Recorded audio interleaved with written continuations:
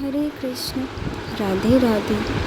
तो एक बार फिर से मैं आप सभी भक्तजनों के समक्ष हमारे गोविंद की एक दिव्य और अद्भुत मंदिर की कुछ विशेषताएं लेकर आई हूँ, जिसके पीछे की कहानी बड़ी ही प्यारी है, बड़ी ही अद्भुत है, बड़ी ही दिव्य है। इस दिव्य मंदिर के पीछे की रहस्यमय कहानी सुनकर आप सभी भक्तजन अवश्य ही भाव विभोर हो जाएंगे, क्योंकि बड़े ही मनमोहक और बड़े ही दिव्य है इसके पीछे की कहानी। तो आइए जानते हैं कौन सी है वो दिव्य मंदिर जिसके पीछे की कहानी इतनी मनमोहक है। तो ये मंदिर और कहीं नहीं, उड़ीसा क्षेत्र के जगन्नाथपुरी में स्थित साक्षी गोपाल जी के मंदिर के बारे में है। साक्षी गोपाल जी मंदिर पुरी, उड़ीसा में एक हिंदू मंदिर है, जिसके मुख्य देवता भगवान श्री कृष्ण हैं, यानी कि हमारे गोविंद। साक्षी यानी गवाह। कैसे प्रभु गवाह बनते हैं अपने भक्त के, आइए जानते हैं यह पूरी कहानी। परंतु कहा जाता है, आप जब भी पूरी जगन्नाथ प्रभु के दर्शन करने जाते हैं तो साक्षी गोपाल जी का भी दर्शन अवश्य करें, तभी जगन्नाथपुरी की तीर्थ यात्रा को पूर्ण माना जाता है। इसीलिए आप जब भी जगन्नाथपुरी तीर्थ करने जाएं, साक्षी गोपाल जी के दर्शन करने भी अवश्य जाएं। आइए जानते हैं आगे की कहानी और कुछ विशेषताएं। जब आप पूरी जगन्नाथ मंदिर जाते हैं तो गोपाल मंदिर को ज़रूर दर्शन करना चाहिए। मंदिर पूरी सिर्फ 20 किलोमीटर दूरी पर भुवनेश्वर हाईवे पर स्थित है। खड़े मुद्रा में श्याम सुंदर भगवान श्री कृष्ण और देवी राधा रानी के दर्शन बड़े ही मनमोहक हैं। साक्षी गोपाल जी मंदिर को जगन्नाथ मंदिर की शैली में ही बनाया गया है, इसीलिए आप जब भी जाएंगे तो साक्षी गोपाल जी का मंदिर की आकृति बिल्कुल हमारे जगन्नाथ प्रभु की मंदिर की तरह ही दिखती है। यहाँ भगवान श्री कृष्ण की मूर्ति एक दुर्लभ प्रकार के अविनाशी पत्थर से बनी है, जिसे ब्रज कहा जाता है।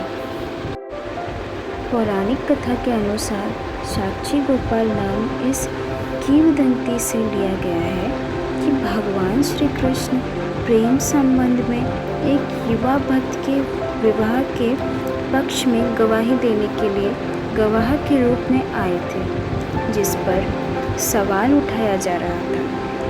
पौराणिक कथा के अनुसार गांव के एक गरीब युवक, जिसे गांव के मुखिया की बेटी से प्रेम हो गया था, हालांकि उच्च आर्थिक स्थिति का ना होने के कारण मुखिया ने इस युवा और उसकी बेटी के बीच विवाह का विरोध किया।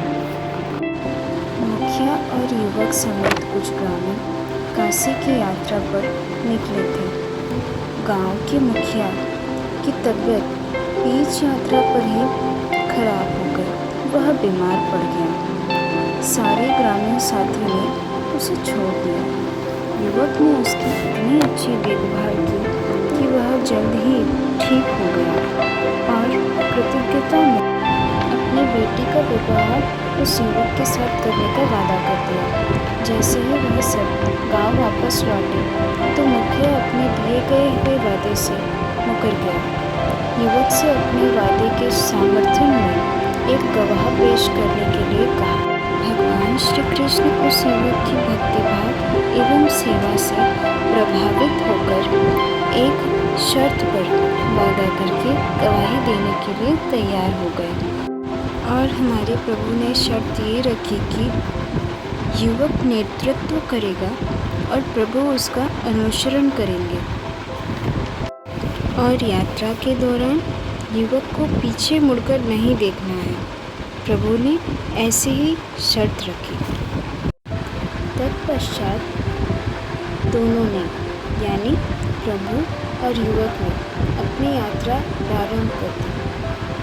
वह दोनों एक रेत के टीले से गुजरते हुए गांव की ओर बढ़ रहे थे।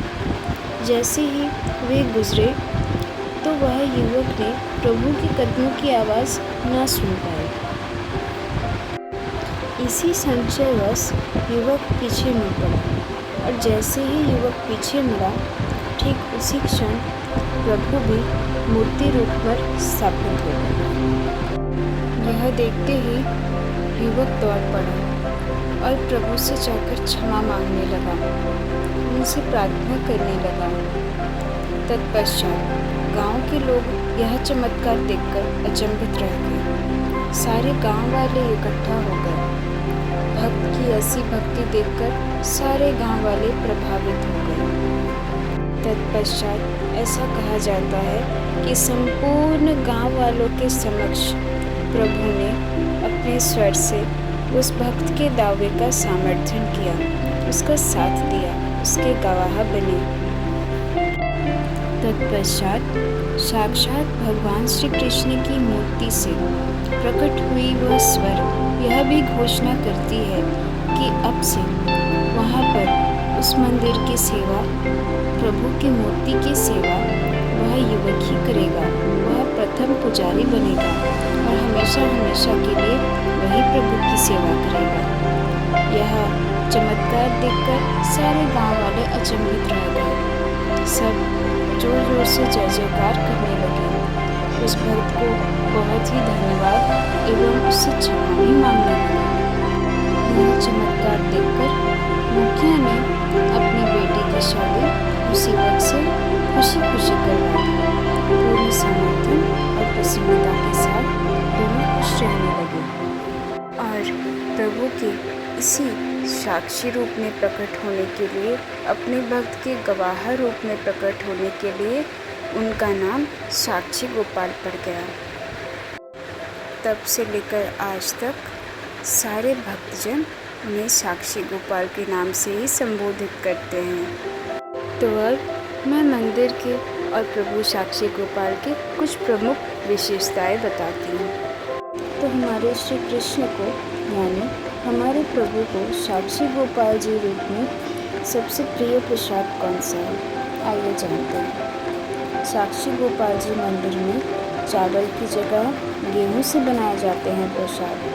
यह दुनिया भर के विष्णु मंदिरों में असाधारण चीज़ों में से एक है। त्योहारों में से आंवला नवमी प्रमुख एवं विशेष है। इस दिन श्री राधा रानी के कमल चरणों के दर्शन का उत्सव मनाया जाता है।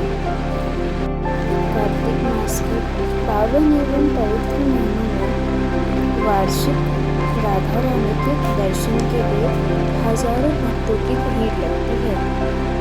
तो यह थी हमारे श्री साक्षी गोपाल जी मंदिर की अद्भुत कहानी एवं कुछ विशेषताएं। तो इससे हमें पता चलता है कि हमारे श्री कृष्ण हमारे गुरु कितने भक्तवत्सल, कितने प्यारे, कितने दयालु और कृपालु हैं। जहाँ कोई भक्त की सहायता नहीं करने आता, वहाँ उस भक्त के विश्वास पर भगवान स्वयं उसकी सहायता करने चले आते हैं। तो हमें आशा है कि आप सभी भक्तजनों को हमारे साक्षी गोपाल जी के मंदिर के पीछे की कहानी एवं कुछ रहस्य जानकर अच्छा लगा होगा। यदि वास्तविक में अच्छा लगा हो तो इस वीडियो को लाइक, शेयर,